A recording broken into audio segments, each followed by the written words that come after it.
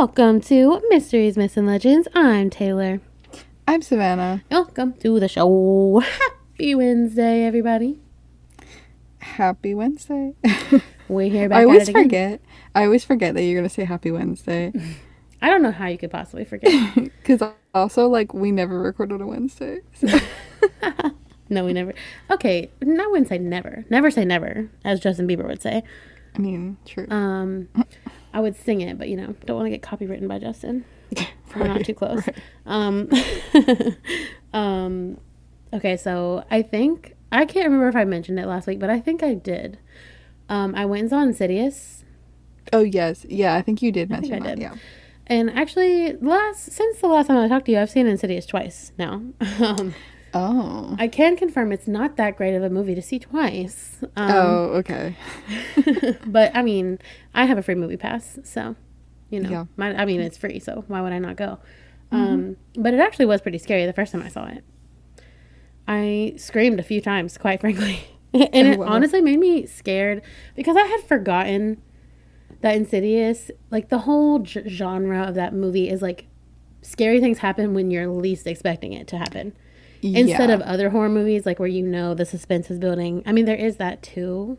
But they'll just be, like, at the random doctor's office, and then something scary will jump out, Oh, wow. Okay. So, it had me on edge, to say the least. But it was really funny. I love seeing really scary movies in theaters and, like, listening to everybody scream at the same time. Oh, it's my favorite thing to do. Yeah. I don't think I'm going to see it in theaters. I'm sorry. I don't think you're going to see it, period. Yeah, honestly, I don't think so either. What I am going to see is Barbie that's coming out. Girl, I already have Barbie tickets and Oppenheimer tickets. Yes, and Oppenheimer too. When this comes out, the movies will still not be out, but I cannot wait to see both of them. It's Barbenheimer weekend. Yes, exactly. I'm so excited for both. The soundtrack for Barbie. Have you heard Billie Eilish's new song? No, actually I haven't. I haven't really looked to see like what songs are on the soundtrack or anything. You're a criminal. I'm sorry. Sorry. Honestly, they're bangers. And that's all I gotta say. I can't wait. So yeah, next time, well, not next time. In the future episode, in some point in time, you'll get an update from us on those movies. I don't know when it'll be, but it'll be sometime. Yes, sometime eventually. And we're gonna probably be like old news by then. We'll definitely be old news. Maybe not. But, I mean, this is the movie review portion of our show that we never intended to be a thing, but all I do is watch movies, and Savannah never does. But she's going to see Barbie, so I think that means you all should go see Barbie. Yeah, exactly. I mean, I see movies sometimes. Yeah, she's an occasional movie seer. Right now, I'm actually, it's not a movie, but I am watching House MD. I'm like, I've been like watching that a lot recently, and I'm just getting really into it. I love House. But also, it's such a good show. See, but like, a bad part of that is like, TikTok has picked up on the fact that I am into that show, right? And they're giving me spoilers. No. So, like, I know this really big spoiler that's happening in like, the next season that I'm going to watch. And I'm like, no. I hate when that happens. Yeah. I hate a spoiler. Yeah. I really do. Yeah. So yeah, anyway, that's, like, what my life has been recently. Just, like, watching House. Yeah. I've been doing a lot. Oh, my gosh. Oh, my gosh. Hold on. We almost really forgot to talk about this. We are going to see freaking Louis Tomlinson. Yes, we are. I'm so excited. If you don't know, we're big 1D fans here. One Direction, Forever. And we're going to see Louis. And I'm so excited. Yeah, I know. And we might possibly have a surprise for you guys. But I'm going to keep that quiet for now. I hate when other people say that and then don't tell you, but I'm doing it to you. So, yeah. Stay tuned is all I have to say about that. We have multiple surprises. But also, this isn't a surprise because I'm just going to say it. We're going to, like, I kind of want to see if we can catch Louis after the concert. You know what I mean? Oh, like, yeah. See if we can find him. Like, word on the street. Just out. Is that after his shows, he likes to go out somewhere, like wherever he is in the city. So we're going to be on the lookout. And hopefully we come back with you saying that we met Louis. Because my life would be made at that point That would in time. be heart-stopping. Yeah, you might not actually hear back from us. And if that's the case, then you know what happened. So, yes. Either way, you'll get an update. That's so funny. I actually forgot about that, and I'm so excited. I know. Oh I could scream. I can't contain my excitement. Big things coming in the future, all the way around. But, any hoozles, shall we get into your story? Yes. Okay, so this week, my story is like, I don't really know. Okay, so like, I'm just not going to categorize it yet. Okay. Have you ever heard of a spaghetti tree? Never in my life.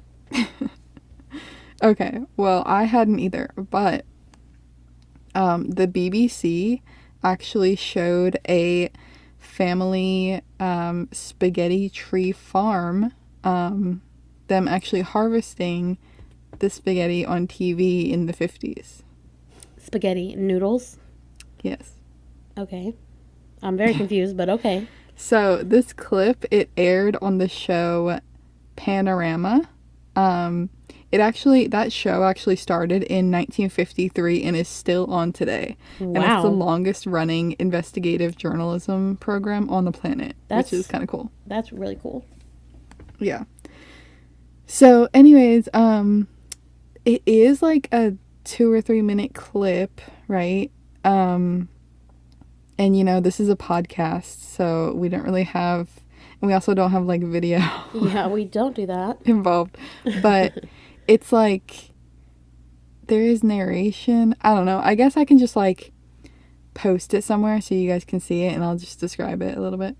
True. It'll also be linked below. Yes. In the description. So if you're curious. We'll just link it so you guys can go watch it. I wish I could just insert it, but we're just not that advanced yet. Maybe one day. Yeah. Sorry, guys. So anyways, is this a real thing? Like, what? I mean, off the top of my head, no. I mean, I've made noodles before, and they do not grow on a tree. So, I mean, unless they're just like wood. See, when you first said spaghetti tree, I pictured a willow tree. And then they just like pretended to make spaghetti out of it. So, are they eating wood that looks like spaghetti? No, it's real spaghetti. I just don't know. So, okay, I'll describe it a little bit. So, in this video, it's a 3-minute video. I think it's like just under 3 minutes. And it was broadcast on BBC.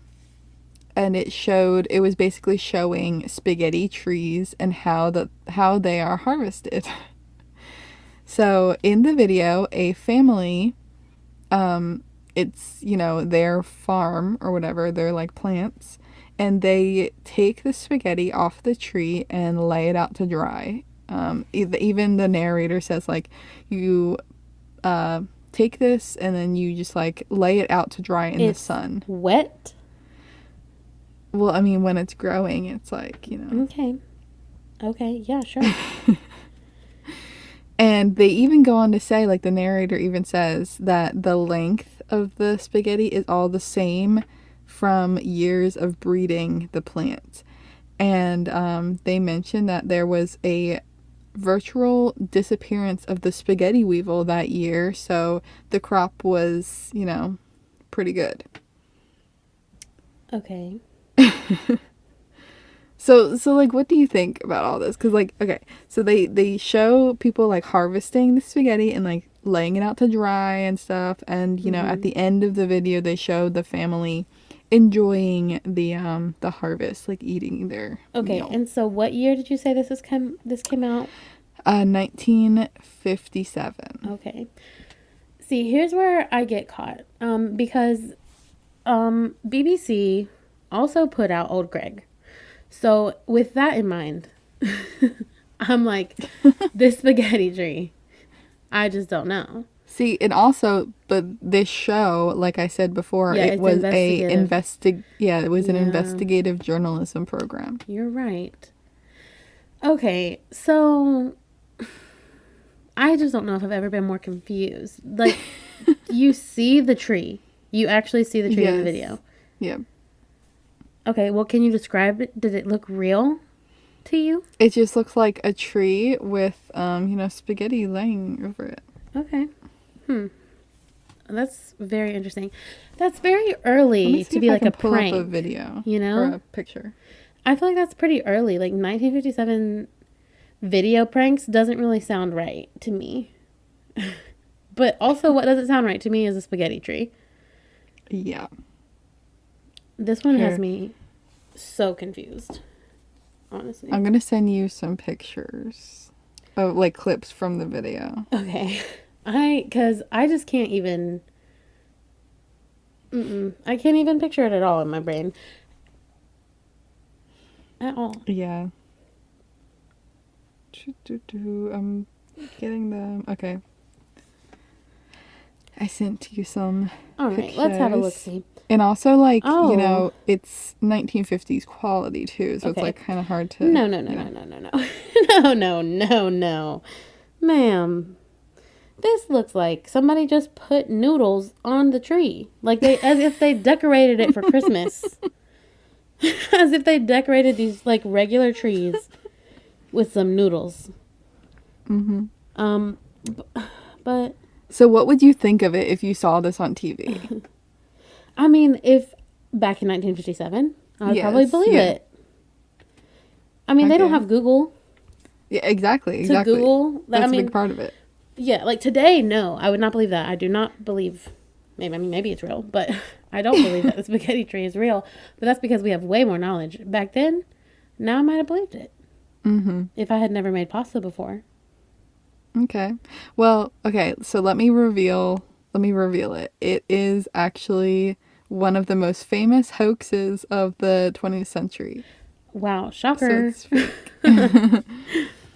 So, it was actually aired as an April Fool's Day prank. Wow, it literally was a 1957 prank? It was April 1st it aired. That is so funny.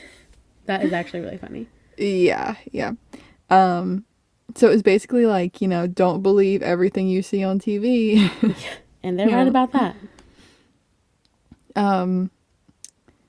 So yeah, and after this aired, they had, tons of people calling and asking how they could grow their own spaghetti trees. Stop. No. Yeah. That's really funny. That's what they get for pranking everybody. Yeah. No, honestly, true. I'll get back to that a little bit later, but anyways, who came up with this? Like, whose idea was this, right? Yeah, I would love to know.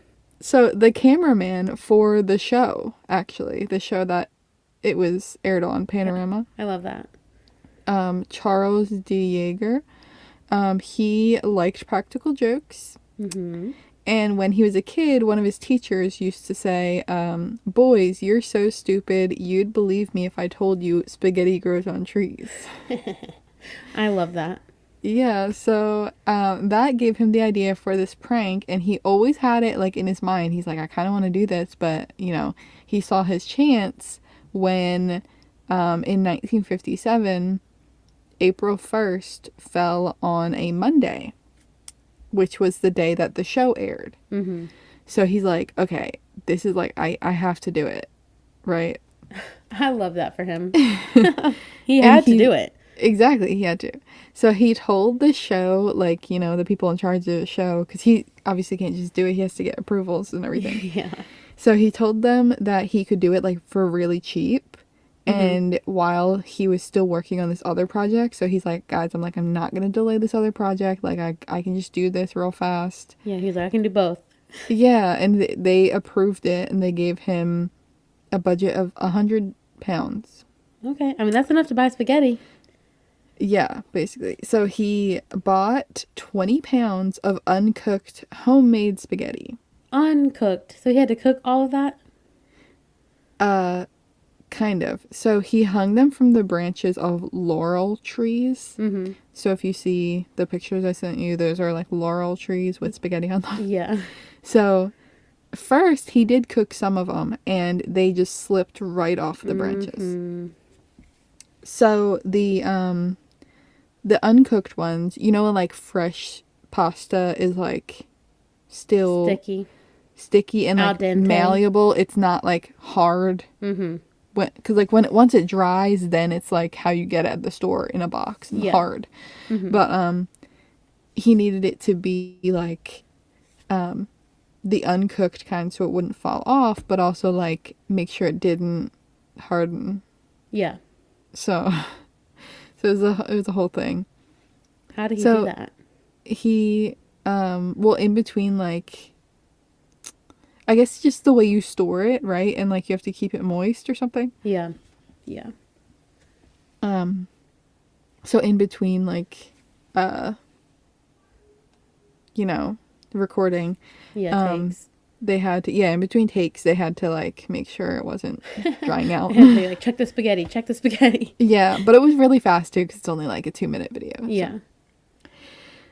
So anyways, he hired women to dress in Swiss clothing, because also in the video he says that they're like harvesting it in the Swiss Alps. He's so extra and I love it. I know.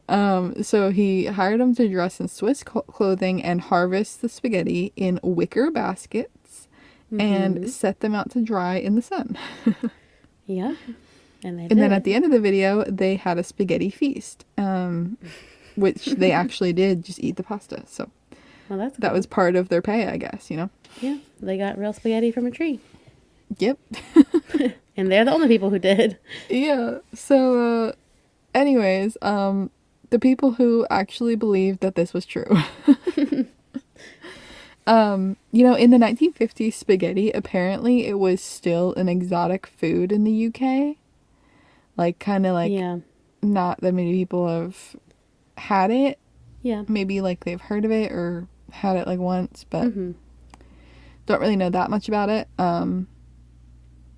So, yeah, and also the narrator of the video also helped people to believe that it was, you know, a true thing, like he was telling the truth, because the guy who like narrates this show and like is the host of the show, he was like such a highly trusted public figure. Oh, no. Yeah, so like that's people savage. Trusted him, and also even if you hadn't ever heard his voice is very like serious and seems trustworthy. So, you know, you can probably imagine. I can definitely imagine. Yes. So, yeah. Honestly, all of that together just like points to like, yeah, you're gonna have some people fall for it. Definitely. And also back then, there was like nobody knew like you can't believe everything you see on the internet. I'm sure everybody believed every single thing. People still believe every single thing they see on the internet. I know. I even fall for this sometimes, because it's like sometimes the things that you're looking at don't seem that far-fetched. Yeah, and especially on April Fool's Day, when every brand, like when I wake up in the morning and forget that it's April Fool's Day for a second, and I go online and I see something like really cool, I'm like, oh, that's the coolest thing I've ever seen. And they're like, haha, JK. And I'm like, oh. Right. For like 1 second, I believed it. I know. The one that comes to mind is like when Crocs did those Crocs with the feet on them. Yeah, but they actually did that. I know, and they actually sold them. So it's like, was it a joke? Or? No, I feel like it started as a joke, but then people were like, wait, no, I actually really want that. Yeah. I mean, that people would have spaghetti trees if they could. Yeah, honestly. I mean, I would. Yeah. Free spaghetti? Yeah, I'm definitely having a spaghetti tree if it's real.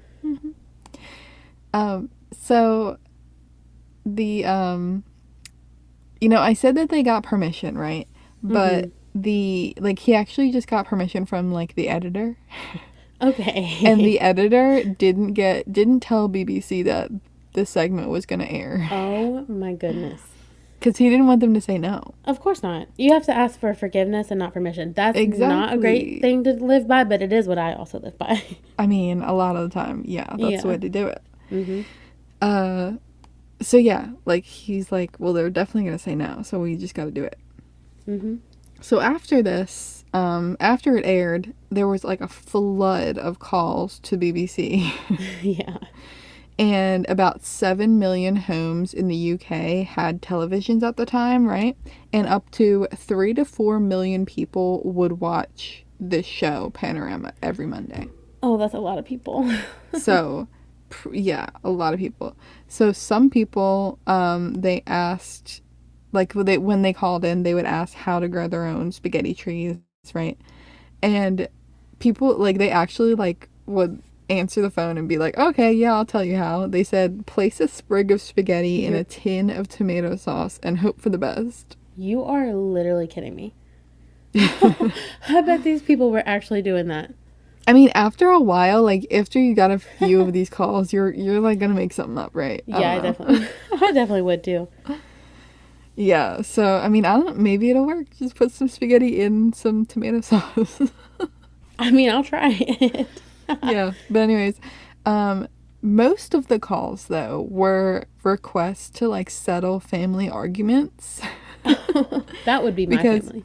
Yeah, because the husband knew that it must be true that spaghetti grew. Oh yeah, of course the husband did. Yeah, he said because Richard Dimbley, which was like the narrator, the host of the show, because he said so. Okay. Oh yeah. So he's like, obviously, like, I believe him. He said it, so it's true. Oh yes, this man could do no wrong. He would never lie. Exactly. And then the wife is fighting against the husband, saying that she knew that it was made with flour and water. Literally, the wife was like, honey, I made you spaghetti last Tuesday. It doesn't come from a freaking tree. Right, and I made it fresh, too. Right, from the egg and the flour, so... And they couldn't convince each other. And this apparently happened in many, many, many households. They were just fighting against each other. That's really funny. So yeah, they're calling, they're like, just tell us what, like, is this true or not? Because we just need to know. And even the director general of the BBC was fooled at first. Oh, no way. That is probably the best part of it all. Yeah. He and his wife looked it up in the encyclopedia. Yeah, that was Google back then. Yes, I have that here. It says, like, that's where you look things up before the internet. Yeah, in case you didn't know. But apparently spaghetti wasn't even in the encyclopedia at the time. Wow, that's crazy. Mm-hmm. Yeah, and I bet, like, him and his wife were having the same argument that a bunch of other households were having. And they were calling him, and he was like, girl, we're having the same argument. I don't know. Right, exactly. But after he found out it was a joke, he loved it. And he was like, he said it caused a great deal of delight one way or another. Yeah, no, I wish something like that would happen today. Yeah, something that, like, seems so serious, but it's, like, not. Yeah. Yeah, so basically this is just a lesson that you can't always believe what you see in the media, you know? Yeah, no, you cannot. No, you absolutely cannot. I can't lie. You never had me fooled even once that a spaghetti tree is real. But, you know, and that's pretty hard for me to say because normally I'll go along with anything. But Right. In the beginning, you were, like, a little bit like, what is she talking about? I was like, I mean, you know, I don't really know, but I don't think so. Yeah. See, maybe if I just showed you the video, then you would have believed it because of this guy's voice. No, the second I saw the picture, I knew it was just a noodle on the tree. Yeah. We'll definitely post pictures on our Instagram, though. I think we should just post those pictures you sent me. So you can see the spaghetti tree. It's really funny. And now I'm like, what if I prank my neighbors by going and doing that and just putting spaghetti on the tree? Like, would they think that it's growing on the tree? And I just go out there and fake harvest it every day? Yeah, it's time to harvest. Oh, that is Oh my God, you put up a sign that says fresh spaghetti. Homegrown. Take if you want. Yeah. Homegrown spaghetti. No, okay. I kind of want to do that. I love the spaghetti tree. Wow. I've never heard of that in my whole life, but that is so funny. And you know what? I knew it was a prank just because I feel like everything I've ever seen BBC do is funny. Every single thing. And if you, hold on. Actually, I haven't seen a lot of things from BBC, so I don't know about all that. But the things I have seen, hilarious. And if you have not seen Old Greg, go watch that too.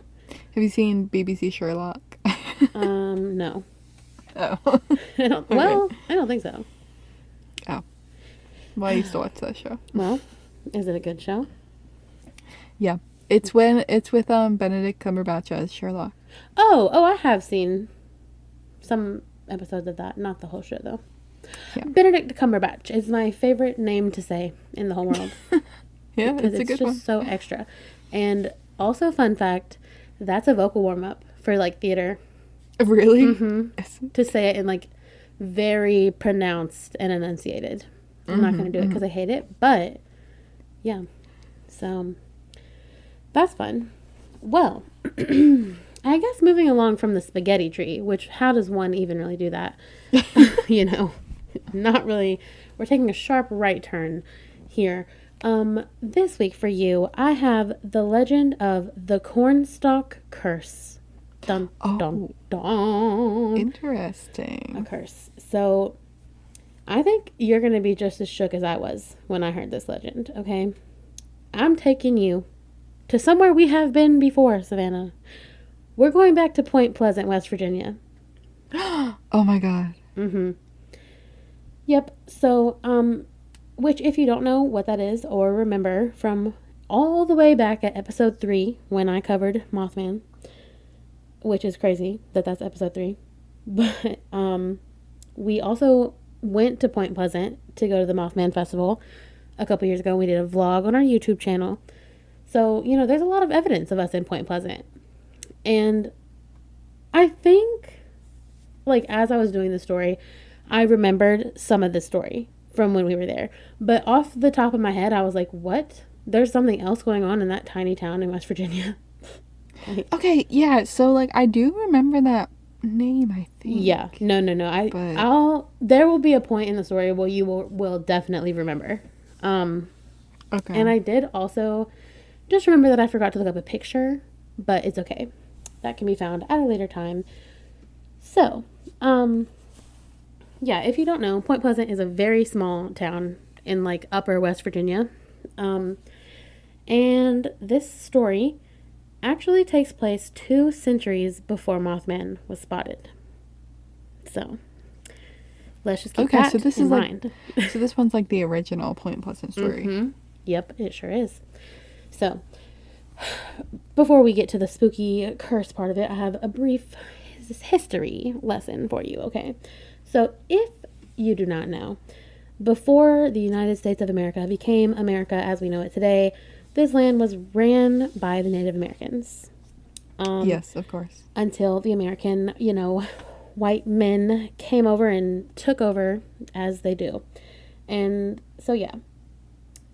In the early 1770s, right before America was founded, in this area of what is Point Pleasant today, there were 7 nations of Native Americans, and they had formed this powerful group of them to keep the white men from infringing on their territory. They're like, we have to keep our land sacred, so let's work together even though we're not on all the same tribes.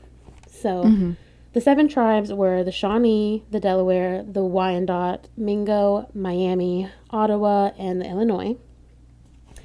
And the Shawnee were the most powerful of those tribes. And they were led by this man who was really feared, but also really respected in the community by every single person. And he was called Keightughque, and that translates to cornstalk. So, okay, this was Chief Cornstalk, is what I will refer to him from here on out. And so in 1774, when the white settlers were moving down into the Kanawha and Ohio River valleys, tongue twister, the 7 nations prepared to protect their lands because, the white men were on their way and they knew it. So they were like, we have to protect the land any way we can. And so they created this line of defense pretty much across, like, from the Ohio River to the Kanawha River. And it was about 1,200 warriors. And they were like, y'all are not getting through. So they met up at Point Pleasant. That's exactly where they met and fought each other. And so now, thinking back, I'm thinking back to when we were there. And we were in front of the water, in front of the river. There was a giant mural of this battle. Do you remember that? Yes. Yeah. So there, yeah. I was like, wow. So how did I forget all of that that happened? But yeah. And then I remember reading like the historical markers and stuff when we were there too. So I'll look through my pictures, and because I'm pretty sure we have a video. And if not, it might even be in the vlog. It could the be. mural. Yeah. But if not, I know I took a picture of it. So we'll find it and post it either way, so you can see it. Because it is it's a huge mural, first of all, and it's very cool. Anyways, so even though the numbers on both sides were pretty even, the Native Americans were no match for the muskets that the white soldiers had, which is pretty much a gun, if you don't know. And so the tribes had no choice but to retreat west further into Ohio. And so in order to like keep them from coming back, the white settlers constructed this fort at the river, like where the two rivers met, so that they could like keep watch all the time to make sure they wouldn't come back. Which I'm like, guys, why can't we just share? Like, they were here first. Yeah. Yeah. But of course, that's just not how things work. No. They said they wanted it and they had to take it. So whatever. Mean. But in shocking turn of events, actually, over time, the Shawnee leader, Chief Cornstalk, actually made somewhat of a peace with these white men. And like, that's how respected this man was. Like, even they respected him, even though they didn't want him there. So see, low-key, that was probably not a great idea. No. In fact, you're absolutely right about that. But he was trying his hardest to make peace with what he could do. So he was leading them, right? He was trying to make peace with them, but his people were infuriated and they wanted their land back. And of course they did. I mean, I would too. So the people started kind of revolting. And they were like, if you don't make plans to take back our land, we will, for you. And so he was like, okay, hold on, calm down. Let me go talk to these people. Because he was like, we have to think about how many people we lost the last time we fought them. Like, we still can't fight them, Which, he's right. They have guns, and they, the tribes didn't. So, there's only so much that they could have done. So, on November 7th, 1777, Chief Cornstalk and the Delaware chief, Red Hawk, these two men, they both agreed that they did not and should not go back into war with these people. So they went to the Americans to negotiate and see if they could come up with some sort of agreement on how they could share the land or something. They told the settlers how their tribes were going to literally fight them if they didn't come up with an agreement, and that they were there simply to keep the peace. Like, they were like, we're trying to stop a war from happening by being here. And basically they're begging and pleading. And what do these white men decide to do? Well, they decide to take Chief Cornstalk and Red Hawk as hostages. Oh, great. Yeah, great. So the Americans believed that they could use them, like being hostages, to keep the tribes from attacking them. Which, I mean, would work. It's their, respected leader. Like, we don't want to kill him, So, I know I said multiple times he was very respected, but apparently this guy could really speak very well. He could convince people to do anything. He was really good at fighting, and when it came to military business, like, he just knew everything. He just knew how to do it all the right way.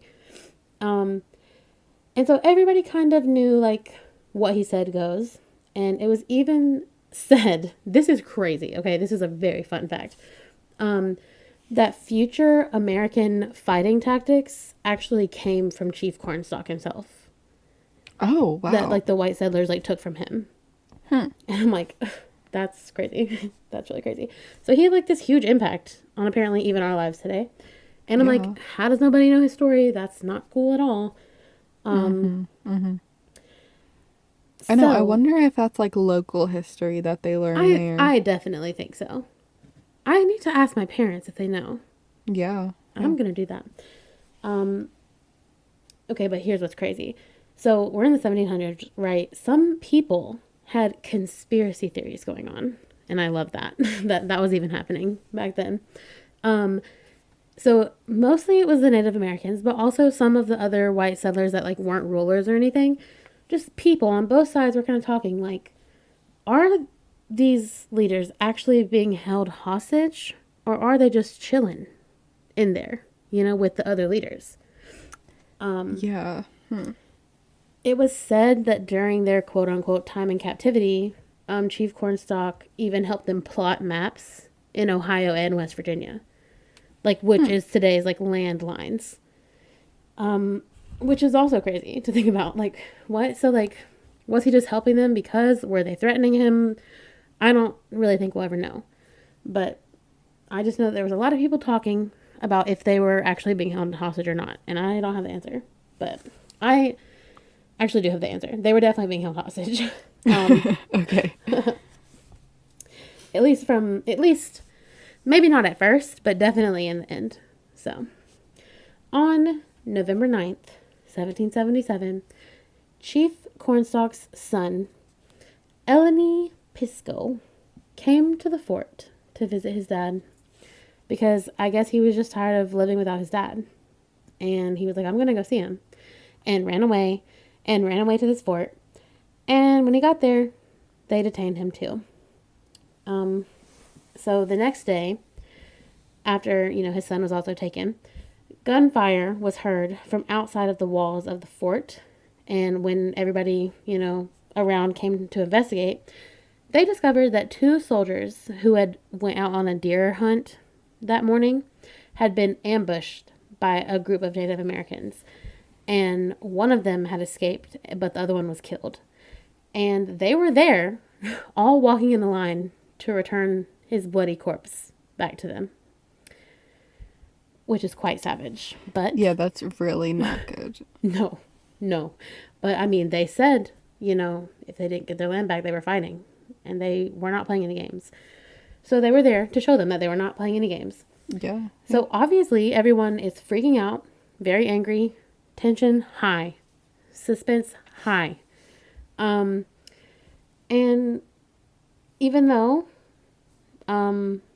Red Hawk and Chief Cornstalk and even his son had nothing to do with this crime whatsoever, they decided to execute them all as revenge.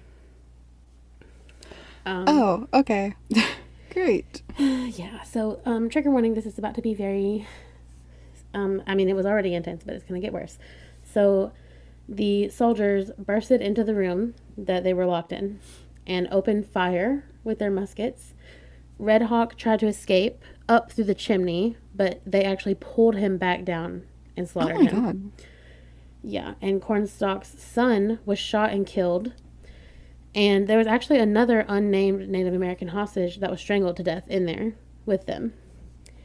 So as for Chief Cornstalk, he was shot 8 times before he finally fell to the floor. That man needed 8 bullets to take him down. Oh, damn. I can only imagine this man being like the Rock Johnson, right, like exactly. That kind of stature. That's what I picture him as, just this big boss man. So yeah, he was shot 8 times until he finally fell to the floor. And as he's laying on the floor of this room that he's been locked in for days, legend has it that he looked directly into the eyes of his assassins and said, quote, "I was the borderman's friend. Many times I have saved him and his people from harm. I never warred with you, but only to protect our wigwams and lands." P.S. Love the word wigwams. That was Taylor. Anyway, back to the quote. No, that was just part of his speech. Yeah.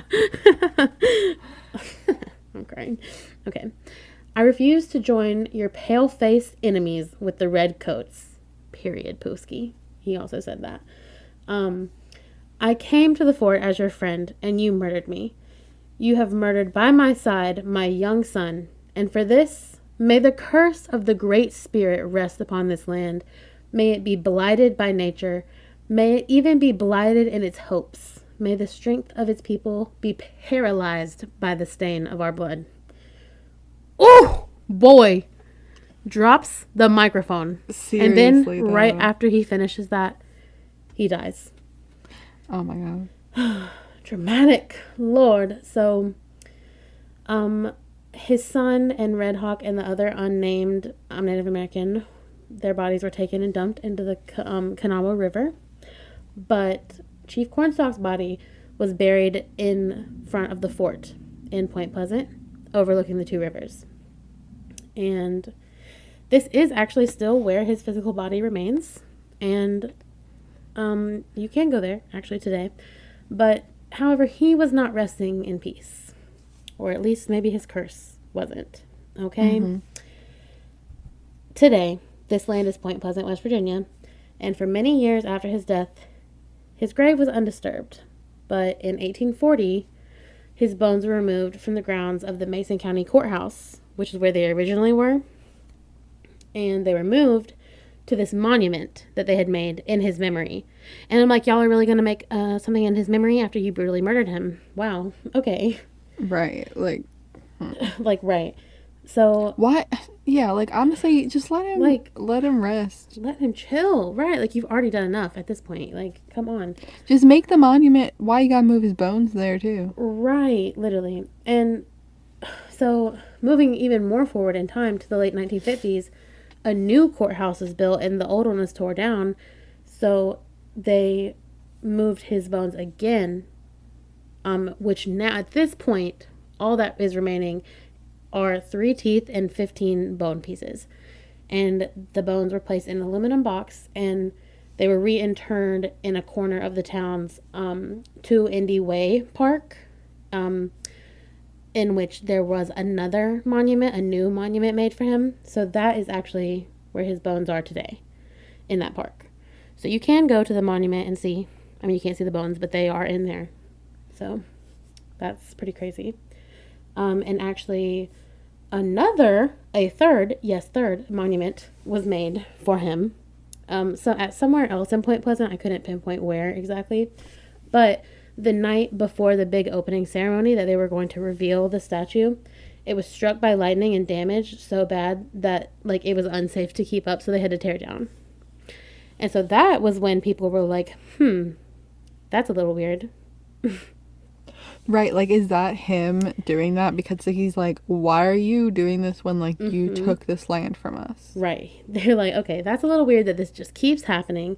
And so that's kind of the first moment where they're like, that's suspicious. That's suspicious.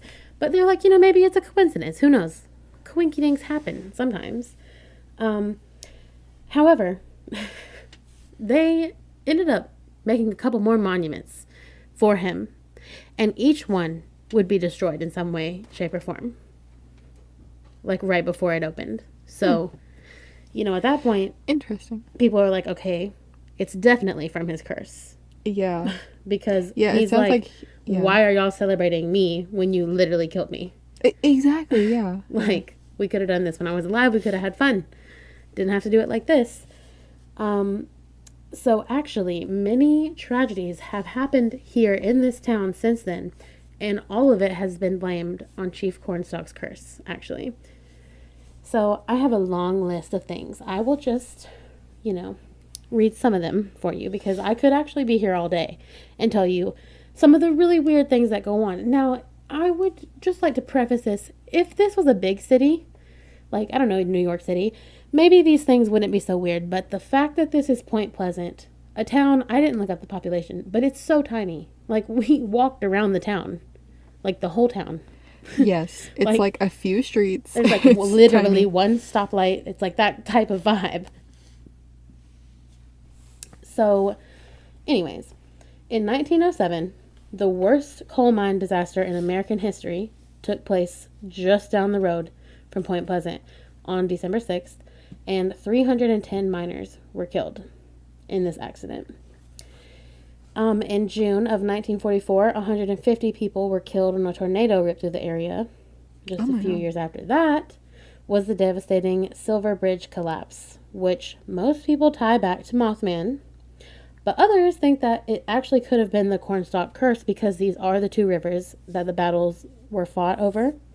And that, Mothman was just there to warn. If you remember the Mothman story, some people believe that he was just there to warn people that something bad was going to happen. Oh, so he's trying to save people. He was trying to help them, but they just didn't know that, So, yeah, hundreds of people were killed in that bridge collapse. And just 1 year after that, a big plane crashed in the Kanawha airport, killing 40 people. A couple years after that, the town of Point Pleasant was rocked in the middle of the night because a woman by the name of Harriet Sink had been arrested for the murder of her daughter and husband. And so she was in jail for that, right? But no, wait, hold on. The murder of her daughter, attempted murder of her husband, okay? Okay. But the husband didn't die. And in fact, he came to visit her that next day in jail, which I'm like, would I go visit somebody who tried to kill me the next day in jail? Don't think so.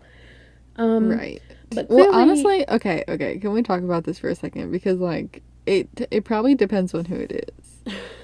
I mean, if my spouse tried to kill me, I don't think I would go see them. You wouldn't go see them to say, like, why did you try to kill me? The next day, it might be a little too soon for me. Okay, you're right. Yeah, the next day, maybe not.